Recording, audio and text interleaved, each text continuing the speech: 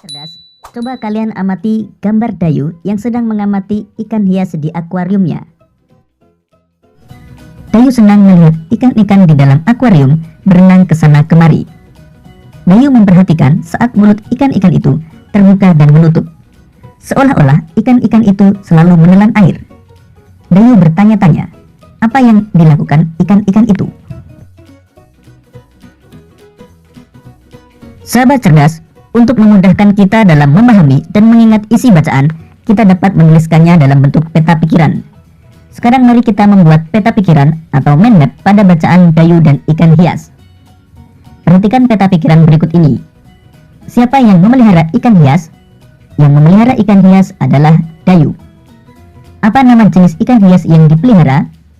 Jenis ikan hias yang dipelihara adalah ikan mas koki. Di mana ikan hias itu dipelihara? Ikan hias dipelihara di akuarium. Kapan ikan hias itu diberi makan? Dayu memberi makan ikan hias setiap hari. Kapan akuarium dibersihkan? Dayu membersihkan akuarium seminggu sekali. Apa yang diperhatikan Dayu saat melihat ikan-ikan hiasnya? Dayu memperhatikan mulut ikan-ikan yang terbuka dan menutup. Sahabat cerdas, kita telah membuat peta pikiran dari sebuah bacaan. Selanjutnya, mari kita belajar tentang sistem pernapasan pada hewan. Sistem pernapasan hewan yang akan kita pelajari antara lain cacing tanah, serangga, ikan, amfibi, reptil, burung, dan mamalia. Cacing bernapas melalui permukaan kulit. Kulit cacing selalu basah dan berlendir untuk memudahkan penyerapan oksigen dari udara. Oleh karena itu, cacing menyukai tempat lembab untuk menjaga supaya kulit tubuhnya selalu basah dan berlendir. Di bawah permukaan kulit cacing yang tipis, terdapat pembuluh udara. Saat udara masuk melalui kulit, oksigen diikat oleh darah. Pada darah cacing terkandung hemoglobin sehingga mampu mengikat oksigen. Oksigen yang diikat oleh hemoglobin lalu diedarkan ke seluruh tubuh. Zat sisa pembakaran berupa karbon dioksida dan uap air dikeluarkan dari tubuh juga melalui permukaan kulit. Alat pernapasan serangga berupa trakea, yaitu sistem tabung yang memiliki banyak percabangan di dalam tubuh. Percabangan trakea disebut trakeola. Trakea mengedarkan oksigen langsung ke semua sel tubuh dan organ, serta menyerap karbon dioksida dari semua sel tubuh untuk dibuang. Udara memasuki trakea melalui pori-pori kecil di permukaan tubuh serangga yang disebut spirakel. Selanjutnya udara beredar melalui pembuluh udara kecil. Sel-sel tubuh mengambil oksigen langsung dari pembuluh udara kecil itu. Karbon dioksida dari sel akan mengalir ke trakeola, lalu dibuang melalui lubang spirakel.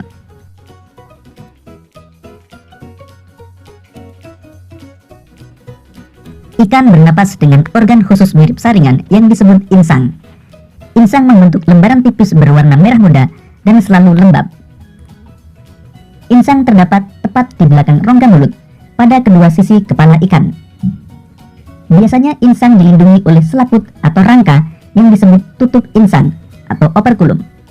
Di balik tutup insang ini terdapat 4 deret insang yang saling tumpang tindih. Pada insang terdapat pembuluh darah halus. Pembuluh darah itu dapat menyerap oksigen yang terkandung dalam air dan melepaskan karbon dioksida dari darah. Insang juga berfungsi sebagai alat pengeluaran garam darah dan sebagai penyaring makanan.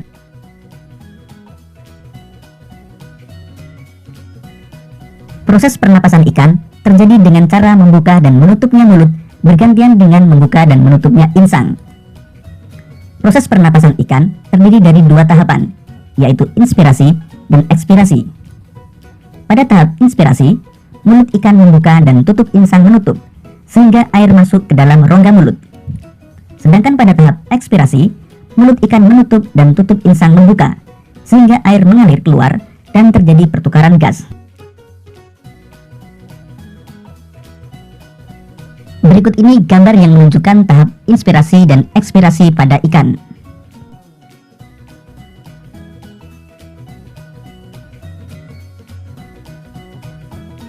Hewan amfibi adalah hewan yang dapat hidup di darat dan di air. Salah satu contoh hewan amfibi adalah katak. Saat masih berupa kecebong atau berudu, katak hidup di dalam air dan bernapas menggunakan insang. Insang kecebong terletak di luar tubuhnya dan terdiri atas lembaran-lembaran kulit halus mengandung kapiler darah. Setelah menjadi katak muda, insang mulai menyusut dan paru-paru mulai berfungsi. Katak muda pun tumbuh menjadi katak dewasa. Katak dewasa bernapas menggunakan paru-paru dan permukaan kulit. Permukaan kulit katak yang selalu basah memudahkan dalam penyerapan oksigen dari udara.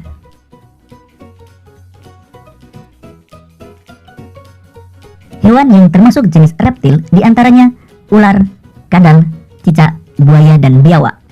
Reptil bernapas menggunakan paru-paru. Udara masuk melalui hidung, lalu ke batang tenggorokan, lalu ke paru-paru. Paru-paru reptil terletak di dalam rongga dada dan dilindungi oleh tulang rusuk. Pada reptil yang sering berkubang di air seperti buaya, lubang hidungnya dapat ditutup selama menyelam. Dengan begitu, air tidak akan masuk ke dalam paru-paru.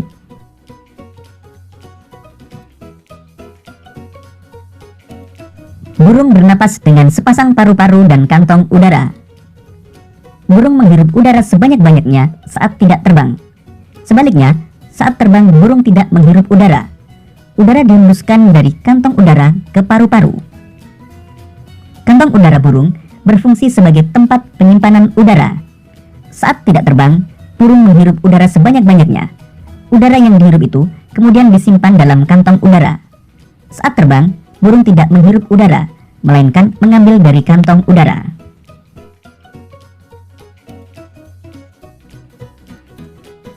Mamalia adalah jenis hewan yang menyusui anaknya. Ada dua jenis mamalia, yaitu mamalia darat dan mamalia air. Mamalia darat misalnya kambing, sapi, kerbau, dan kuda. Mamalia air misalnya paus, duyung, dan lumba-lumba.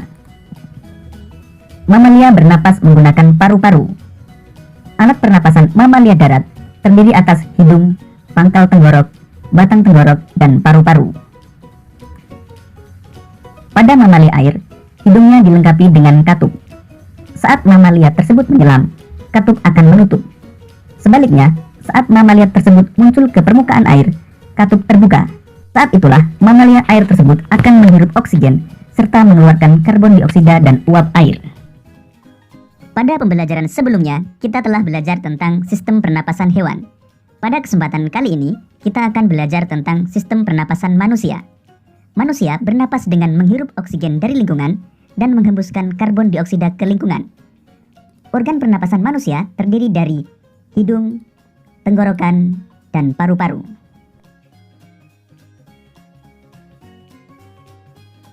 Hidung terdiri dari lubang hidung dan rongga hidung. Di dalam rongga hidung terdapat bulu hidung dan selaput lendir. Bulu hidung berfungsi menyaring udara agar kotoran tidak masuk ke dalam saluran pernapasan. Selaput lendir berfungsi mengatur suhu dan kelembaban udara sesuai dengan tubuh.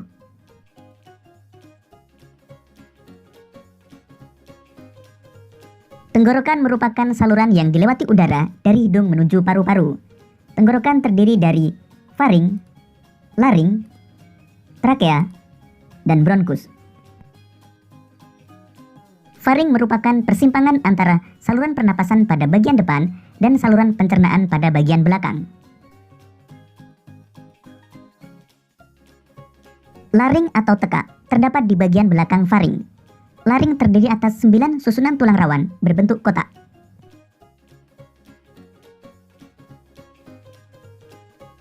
Pada trakea, terdapat jaringan yang disebut silia, yang akan bergerak dan mendorong keluar debu-debu dan bakteri yang masuk.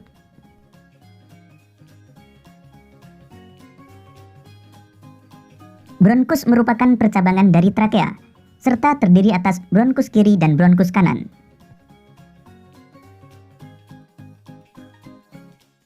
Paru-paru terletak di dalam rongga dada.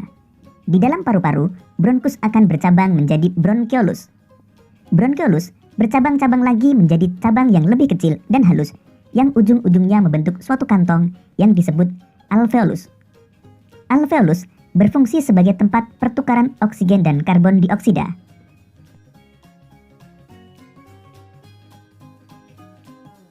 Proses pernapasan manusia terdiri dari inspirasi atau proses menghirup udara dan ekspirasi atau proses menghembuskan udara. Udara masuk melalui hidung, melewati faring, laring, trakea, dan diteruskan ke bronkus. Dari bronkus, udara akan masuk ke paru-paru melalui bronkiolus. Udara akan berakhir sampai di alveolus. Di dalam alveolus terjadi pertukaran oksigen dan karbon dioksida. Oksigen akan diserap oleh pembuluh darah, sedangkan karbon dioksida dikeluarkan saat menghembuskan nafas. Sahabat cerdas, kita telah belajar tentang sistem pernapasan manusia. Apakah kamu sudah memahami proses pernapasan pada manusia? Untuk menguji pemahaman dan melatih keterampilan berpikirmu, coba buatlah 5 pertanyaan mengenai organ pernapasan manusia dengan menggunakan kata tanya apa, kapan, di mana, bagaimana, dan mengapa. Namun sebelumnya, mari kita belajar terlebih dahulu tentang kata tanya.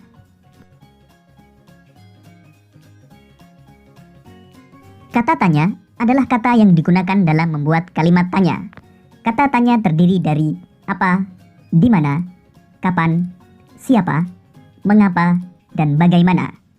Untuk memudahkanmu dalam mengingat kata tanya yang kita gunakan, kita bisa menggunakan akronim ADIK SIMBA. A untuk apa, D untuk di mana, K untuk kapan, C untuk siapa, M untuk mengapa, dan B untuk bagaimana. Berikut ini contoh kalimat tanya menggunakan kata tanya apa, kapan, di mana, bagaimana, dan mengapa.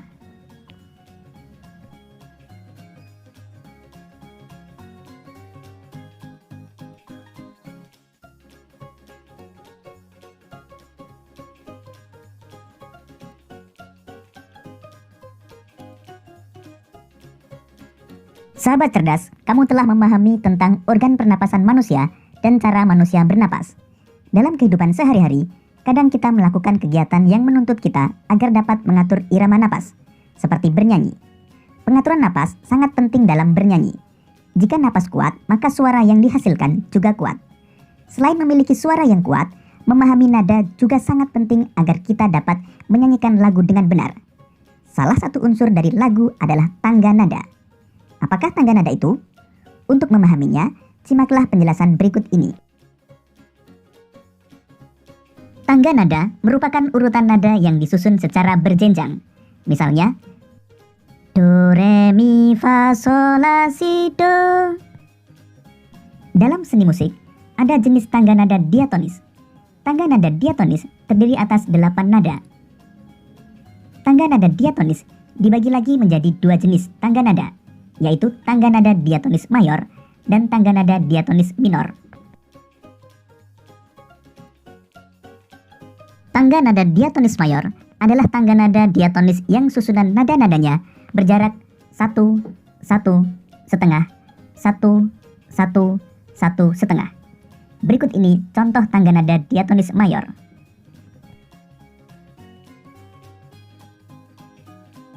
Ciri-ciri tangga nada diatonis mayor antara lain bersifat riang gembira, bersemangat, biasanya diawali dan diakhiri nada do, mempunyai pola interval 1, 1, setengah, 1, 1, 1, setengah. Contoh lagu yang menggunakan tangga nada diatonis mayor antara lain Hari Merdeka, Maju Tak Gentar, dan Garuda Pancasila.